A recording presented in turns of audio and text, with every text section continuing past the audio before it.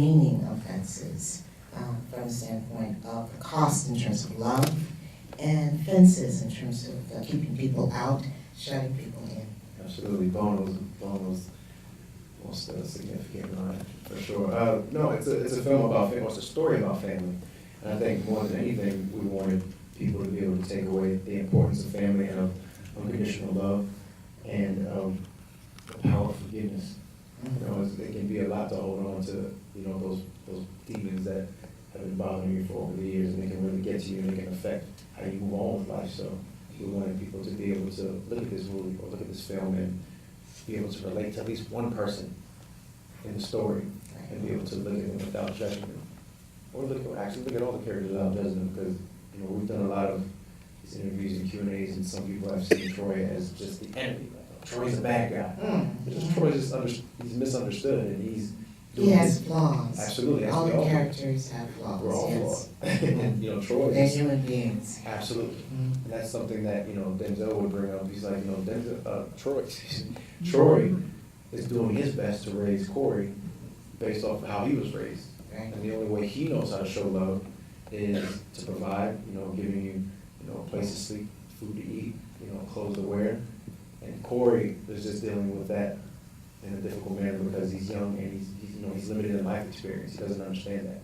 And I can relate to that for sure, because me and my father were butt heads a lot, just because I had my idea of what I wanted from my life, and he had his idea of what was best for me to want from my life. And I didn't really understand that until I got a little bit older. So, you know, I could definitely understand and relate to that, and I'm hoping, especially young folks, can relate to, you know, understanding that their parents just want the best for them. You might not always get it, but they probably, I think they have the best interest in mind in most cases. And fencing in and shutting people out, trying to keep family and keep the person that you love protected by a fence. Also being fenced, depending on which side of the fence you're standing on, perspective, that the father, Troy, is shut out of a lot of things because of the color of his skin. Absolutely, and that's, I mean, it was dealing with that time. You know, Troy was doing his best to kind of and this is set in 1957, 1957, segregated America. And like you said, there should have never been no time for the wrong time. You know, he was just dealing with trying to accept that he could have been a major star in baseball, but it just wasn't the time for him to, you know, to be able to integrate, you know, in that league at that time. And of course, he went away to prison, and you know, it's just hard for Troy to be able to accept. It's taken a long time for August Wilson to come to the screen, the big screen. Why is it a good time for it to happen now? Just the message. I think this message, and Stephen said this before, it's a timeless message because we can all relate to it. I mean, no matter what the political or social climate is, I think the main thing that has been able to get all of us as people past all the barriers and all of the bad times is family. So like I said before, this is something where everybody should be able to see at least one person in this family they can relate to and understand what they're going through. And they should be able to use that to look into their own lives and, you know, perhaps it'll help them to move along as they should. Universal themes, and so everyone can relate to it in dealing with the specifics of August Wilson's life, culture, America. I think we want to open this up to the audience. Yeah, we have time for a few audience questions. Thank you. Raise your hand.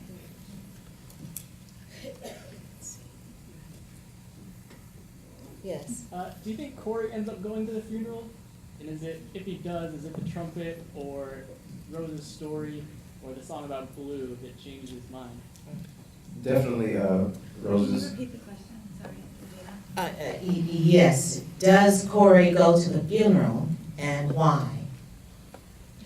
Rose's story, for one, and then definitely him singing the song was a transition of him accepting that Troy did the best that he could for him, and that was his way of showing love. And in fact, Corey does say, you know, go upstairs and get dressed right now so that we can get ready to go to Pop's funeral. So he does go.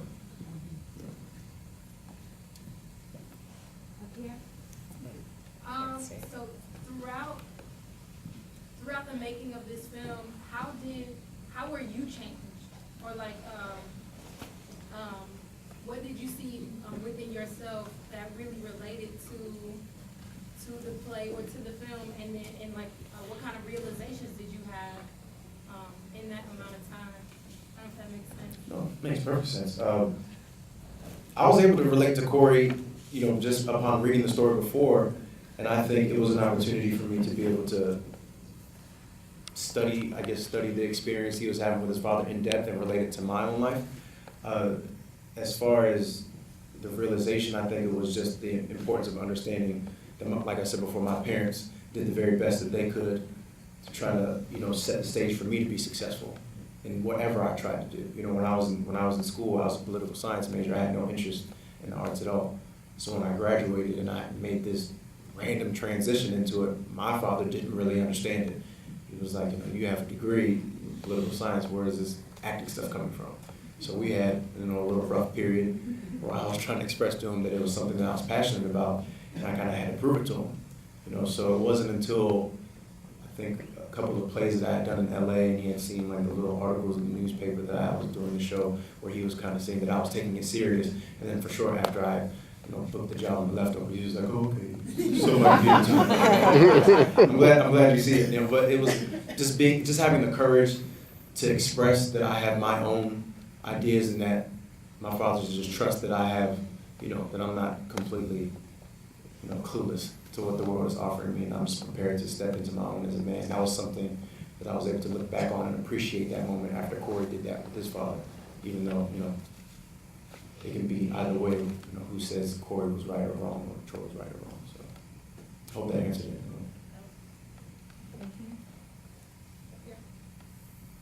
Up top? Yes. I'd like to know how this performance has affected your growth as an actor and your future choices. That would be a testament to my castmates. I was able to take something from each and every one of them just because of how open they are as actors and how open they are as people. It was a really rough time for me when I first started with the rehearsals, because I was putting so much pressure on myself every day, that it was hard for me to make a decent contribution to the work. So it was one of those things where Steven, Michael T. Henderson, Russell, Viola, especially Denzel, they all worked especially hard to make sure that I was comfortable taking risks in the scene and being comfortable making my own choices. And that's another thing about Denzel and his directing. He's brilliant in his own right. Of course, we all know that, but he is more collaborative than he is. It's more of a, it's more you're working with Denzel as a director than working for him. So every day when we were beginning scenes, if he would ask you, talk to you, just to see where your headspace is at. What do you think Corey's filming right now? Do you think he's gonna, do such and such? And if so, how would he go about doing that the most efficiently? Don't answer me, because I know you have it. But we'll see, when we shoot, just do it. And then I would try it a couple times, and then if he felt my choice wasn't strong enough, he would walk over, "You're doing a great job. What if Corey did that?" That's up to you, though, if you think that's the best choice. But you know what? You do your thing. Let's just see what happens. Of course, Denzel's choice would be the much better choice, more often times than not. And, I'd be like, okay. But he was like, and then there would be some occasions when I would make a choice, and I would think, I'm in trouble, or I did something wrong. He'd be like, come over here. And he would lean over and be like, I don't have any direction, I don't have anything to say. We can use that, that's great. But pretend that I'm telling you something. And then he would, give me a pound and then walk away. Like, all right, let's do it again. So he was, he gave me the freedom to succeed or fail. Because you can't be afraid to fail, when you're making choices as an actor. And that's definitely something I learned from him. He makes every single take, he's doing something different. The fight scene with the bat, and him poking me in the forehead and the shoulder, he found that, because it wasn't like that at first. So I wasn't ready for it the first time he did it, and I took like a breath in, and he hit me in the stomach and knocked my wind out, and I was like, oh! And he was like, you all right? Yeah. But he's always changing something, and he's always on his toes as an actor, and he's definitely something, to be admired and to be studied. He's brilliant, for sure. Okay, one more? I saw the play on Broadway when James Earl Jones did it way back when, in the early 80s when it opened. And so I don't remember it as well as somebody who may have seen the revival. I don't remember, to what extent is the movie different from the play? Are they very closely correlated in terms of the storyline and how it follows in the text? Or were there tweaks then to the script that August Wilson made to turn it into a screenplay, so it worked as a film? All right, well, as you know, he did do the play and the screenplay, but we didn't change anything as far as the words go. I can't remember the exact number. Not you, I'm saying when he transitioned from a play into a screenplay, did it change, since I'm assuming you know, did it change significantly in terms of the language of the storyline, or was it pretty much? It was pretty much. The storyline is intact, the storyline is the same story. And the words as well. Yes, All and the words. They- What opens up our locations, we see outside of the home, outside of the yard in the film. And there are openings, just in terms of how we see the characters. There are these elongated moments where you can just look in someone's eyes. Or there's this great, I love the scene, I love all the scenes, I love all your scenes. But where there's a turning point in the film was when you have Gabriel come in. You know, before you set up the whole plot line of the routine of this family. Coming in after work, we're gonna drink on the backyard, in the backyard. She's gonna come out and Rose is gonna come out and loving family routine is broken when you have this fissure when the brother Gabriel comes in. That first scene, he's walking, you hear him first, and the whole mood shifts. There are things you can do in terms of film that underlines every moment of Gabriel to he's irritated, I gotta get out of here, and you know where he's going, because that was set up in that first scene. You know where he's going, into this close-up of Rose as he leaves, and just sitting in that, her devastation, what's going on, because her whole universe has spun out of this usual routine. That was a wonderful sequence. I thought that was really great in terms of opening up the film. Absolutely, no, I agree. Do we have time for one more? Sure. Okay, yes. It's a quick one. Towards the end, when you had come home, you were in a Marine uniform, and you were walking outside, and you saw the baseball, and then you saw the bat. You gave a reaction that was so real. Was that a natural reaction, or did you guys have to reshoot that scene to make the strength of, that was the last time that you had an encounter with your father, and that bat symbolized something? Was that, how was that said? Repeat the question, Oh. sorry. I'm sorry. You want to know about the sequence of the bat scene? Yeah, at the very end. Yes. When he came out and he saw the bat, he had a very clear reaction that was so real. I wondered, did you have to reshoot that scene, or was that just a natural choice of facial expression that you had? Did they have to shoot your reaction As to the bat, to the ball Right. Yeah. at the end? Right.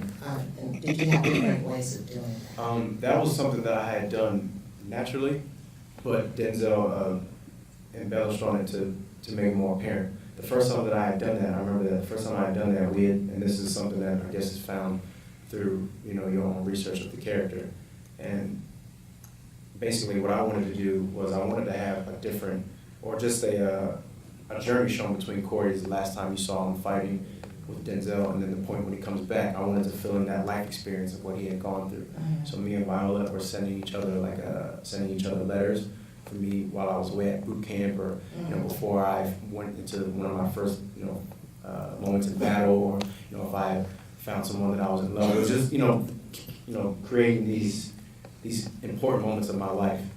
And we mentioned that the bat and and the ball. So when I done that scene, I remember I walked outside and I saw the ball, and like you said, it hits me. It's like, I used to swing at that bat every day, trying to mimic my dad's swing. He has this very, his specific swing, trying to do that.